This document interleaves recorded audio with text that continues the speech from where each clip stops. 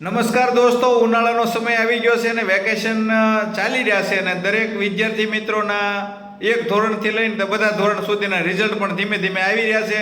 પરીક્ષાઓ પતી રહી છે અને કેરીની સિઝન આવી રહી છે. ત્યારે મારે આ વિડીયોના માધ્યમથી તમને એક સંદેશો આપવાનો છે, કારણ કે મેં કાલે મારી નજરે જોયું છે એક ભાઈ એના છોકરાને થોડાક ટકાવારીમાં રિઝલ્ટ આવ્યું, એટલે ટકાવારી ઓછા વધતું બધાને થોડી થોડી આવતી હોય, તો એમાં એ એટલું બધું ખીજાતા હતા ને એમ, તો એટલે ધુઆ પુઆ થઈ ગયા હતા, મોઢામાંથી આમ ફુવારા થતા હતા હોપારીના તમાકુના માવાના.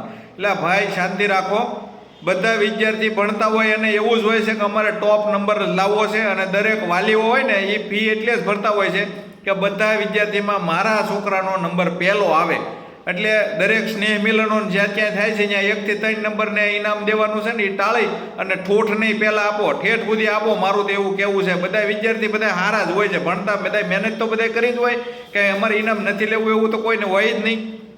એટલે ટકાવારી ઓછા વધતું આવતી હોય છે, એમાં લાલ ગુમ થવાની કાંઈ જરૂર નથી ને આપણી પાસે એવા સર્ટિફિકેટ વાલીઓ પાસે નથી પડ્યા. મારી ઘોડે સટ્ટામાં ફેલ ગણાય છે, એટલે એમાં આપણી પાસે કાંઈ એવા ટોપ 10ના સર્ટિફિકેટ નથી પડ્યા કે જ્યાં બતાવો ને સીધું કામ થઈ જાય કે ઓહો આ ભાઈ તો બહુ ભણેલા છે. એટલે બધાની રીતે મહેનત કરતા જ હોય, અને જે રીતે રિઝલ્ટ આવવાનું હોય એમાં બધાને કાંઈ હોય 100% ન આવી જાય. જેવું જેનું ભણતર અને બધાએ મહેનત કરી હોય, વાલીઓ પણ મહેનત કરતા હોય, એમાં વિદ્યાર્થીને કાંઈ માઠું ન લગાડવાનું. કદાચ અત્યારે રિઝલ્ટ આવ્યું હોય, પેટે પાટા બાંધીને પીવું ભરી હોય, તો થોડું ઘણી ટકાવારી ઓછી આવે, તમને તમારા મા બાપ હોય તો 2 શબ્દ કહે તો આપણે સાંભળી લેવાના હોય. એનું કારણ છે કે આપણે મહેનત તો કરી છે, એ એની રીતે રાઈટ છે, આપણે આપણી રીતે રાઈટ છે, પણ વધારે પડતું પ્રેશરના કારણે અટણનું યુવાધન વ્યસન તરફ ન ખેંચાઈ જાય એના માટેના મારા પ્રયાસો છે. તો આ વિડીયોને વધુમાં વધુ શેર કરી દેજો ને. આ વાત ક્યાંય કથામાં કે ક્યાંય નથી આવતી, આપણે હાથે જ સમજવાનું હોય છે કે આપણા પરિવારના બાળકો છે એ બધામાં ટોપ 10 આવવા એવી એ મહેનત કરતા હોય છે. આપણે આપણી રીતે મહેનત બધાની રીતે રાઈટ જ હોય છે, પણ એમાં કંકાસને કોઈ સ્થાન નથી, અથવા તો કોઈ પ્રેશરને કાંઈ સ્થાન નથી. ફરીને પાછી હમણાં વેકેશન ખુલે છે, ભણવાનું પાછું ચાલુ થાય, આગળના ધોરણમાં પાછું ધ્યાન દેવાનું. એ રીતે આવી પરીક્ષાઓ અનેક વાર આવી ગઈ છે, અનેક વાર. મારું એવું નથી, ખંડન નથી કે ભણવું ન જોઈએ, ભણવું જ જોઈએ. જે અમે નથી ભણ્યા એટલે અમને ખબર છે. અત્યારે બેંકમાં જઈએ તો કોઈક પાસે લબડવું પડે કાગળિયા લઈ, લ્યો તો ભાઈ આ પૂરી ગયો તો આ કરી ગયો, તો કોઈક સારા માણસો હોય તો કરી દે, નકર તમારે ગોથા ખાવાના રહે.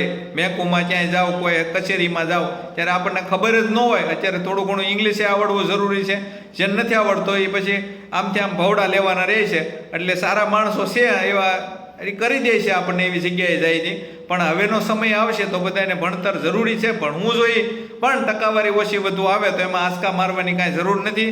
એટલે વિડીયોને ખૂબ શેર કરી દેજો. આનો હેતુ ફક્ત એટલો છે કે યુવાધન વ્યસન તરફ ન ખેંચાય જાય, એના માટે આપણા બાળકો છે ઓછા વધતું ટકાવારી આવે તો થોડુંક ચલાવી લેવું, અને એના મિત્રને જ્યાં જ્યાં આપવાના થાય છે ત્યાં બધાને આપવાના. 1 થી 3 નંબર નહીં, બધાને આપો એવી મારી દરેકને ભલામણ છે.